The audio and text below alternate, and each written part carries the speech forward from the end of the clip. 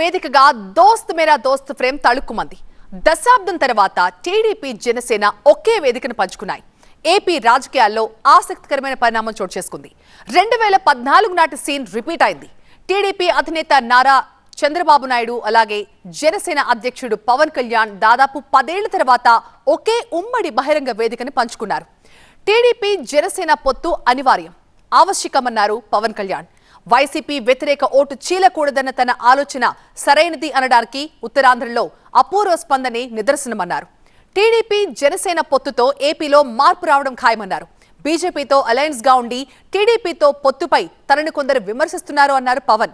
TDP Janasena పొత్తుపై Amit Shah కూడా చెప్పారన్నారు. ఆయన blessings కూడా కోరినట్టుగా చెప్పారు పవన్ కళ్యాణ్.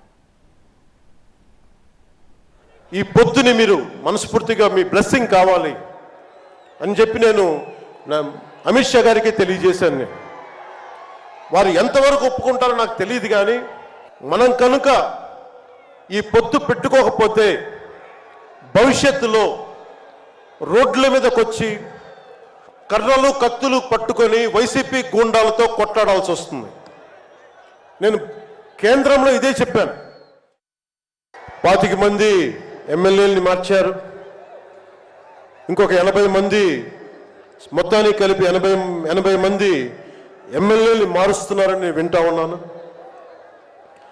మార్చాల్సింది ఎమ్మెల్యేలు కాదు, ఈ రాష్ట్ర ముఖ్యమంత్రి జగన్. నాకు జగన్ మీద వ్యక్తిగతంగా నాకు అసలు కోపం లేదు. నిజంగా ఒక బలమైన ఆధిక్యతతోటి ముఖ్యమంత్రి అయ్యి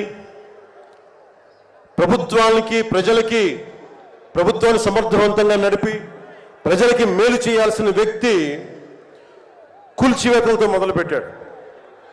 ప్రత్యర్థుల్ని ఇబ్బంది పెట్టే విధంగా, ప్రతి ఒక్కరిని ఎదురు తిరిగితే ఏంటని ప్రశ్నిస్తే వారిని కేసులు బనాయించి ఇబ్బంది పెట్టే పరిస్థితుల్లో ఈ ముఖ్యమంత్రి ఉంటే నేను ఇలాంటి ప్రభుత్వం ఉంటుందని. జరుగుతున్న సంఘటనలు చూస్తుంటే ఏపీలో ప్రజాస్వామ్యం ఉందా లేదా అన్న అనుమానం కలుగుతోంది అన్నారు టీడీపీ అధినేత చంద్రబాబు. జీవితంలో నా పైన ఎప్పుడు కేసులు లేవు, కానీ ఈరోజు కేసుల గురించి నేను మాట్లాడను. అవన్నీ కోర్టులో ఉన్నాయి కాబట్టి నేను మాట్లాడకూడదు, కాబట్టి నేను కేసులు కూడా మాట్లాడడం లేదు. ఇలాంటి పరిస్థితి చూస్తా ఉంటే ఈ రాష్ట్రంలో ప్రజాస్వామ్యంలో మనం ఉన్నామా అని నాకు అనుమానం వస్తుంది. ఎవరు ఇంట్లో స్వేచ్ఛగా బ్రతికే పరిస్థితి లేదు, స్వేచ్ఛగా తిరిగే పరిస్థితి లేదు. అన్యాయం జరిగితే ఇది అన్యాయం అని ప్రశ్నించే పరిస్థితి లేదు. మీ ఆస్తులు కబ్జా చేస్తే గొంతు మీద కత్తి పెట్టి రాయించుకుంటే ఇది తప్పని అడిగితే రక్షించే నాదుడే లేడు. ఇప్పుడు కూడా నేను చూస్తున్న పోలీసులు వాళ్ళు కావాలని చేయడం లేదు. వాళ్ళ మెడ మీద కత్తి పెట్టి చేయకపోతే మిమ్మల్ని ట్రాన్స్ఫర్ చేస్తాం, విఆర్ఎస్ లో పెడతాం, ఏసీబీలో పంపిస్తామంటే భయపడిపోయి తప్పుడు కేసులు పెట్టి ఈరోజు అందరినీ వేధించే పరిస్థితికి వచ్చారు.